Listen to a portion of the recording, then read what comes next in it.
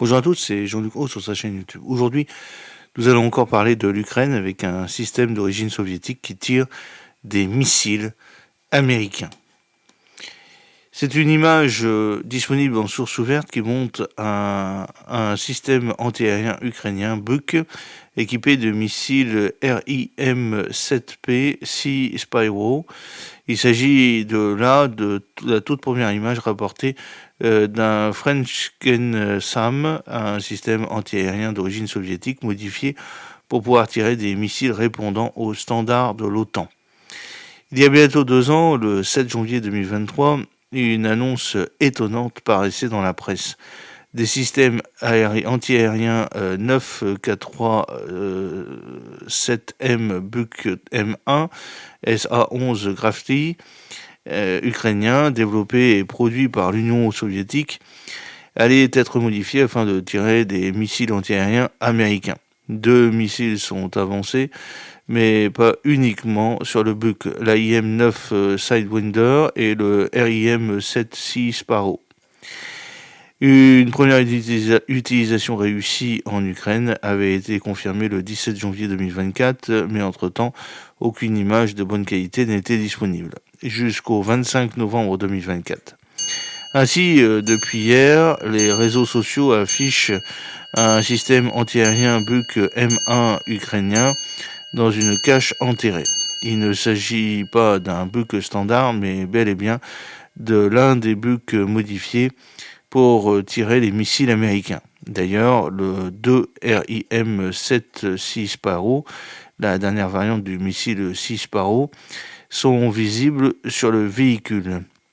À noter que ce type de véhicule anti-aérien soviétique ukrainien modifié pour des munitions OTAN a été surnommé le Franken SAM, combinaison de Frankenstein et de la chronique SAM, Surface to Air Missile, soit missile sol-air. Alors, les informations spécifiques à ce Franken SAM ne sont pas très bien connues.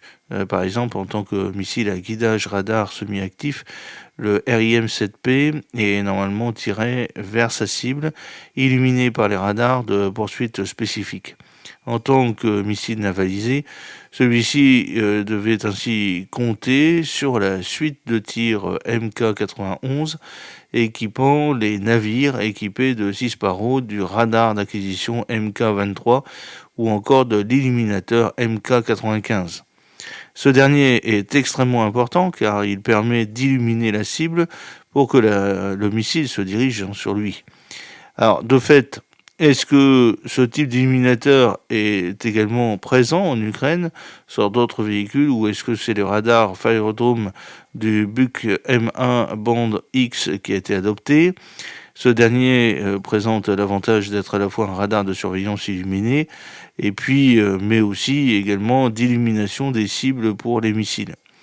Seule donnée fiable de base, le RIM-7P dispose d'une portée de 25-26 km et d'une altitude d'interception maximale de 15 km. Depuis le début de l'invasion russe de l'Ukraine en 2022, les forces armées ukrainiennes ont adopté plusieurs de leurs matériels avec des systèmes qui les ont modifiés afin d'utiliser non plus des munitions répondant aux standards soviétiques russes, mais bien des standards OTAN. C'est notamment le cas des avions de la force aérienne ukrainienne, capables d'emporter des bombes planantes JDAM-ER, des missiles de croisière Scalp EG Storm Shadow, ou encore des missiles antiaériens AGM-88 ARM. Voilà, donc j'espère que cette petite vidéo vous a plu. N'oubliez pas de cliquer sur le pouce pour la promouvoir, de vous abonner si ce n'est pas encore fait, et de partager cette vidéo sur vos réseaux sociaux. À très bientôt, fidèlement, Jean-Luc Haut.